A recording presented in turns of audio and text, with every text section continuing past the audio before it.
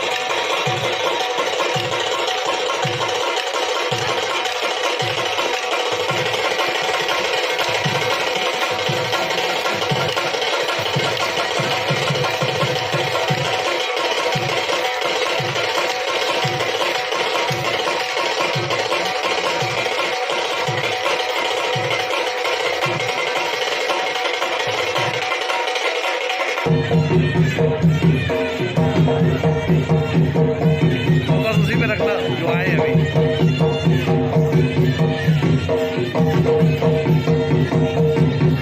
उनको भूल जाओ, हर्षद पुरानों को भूल जाओ।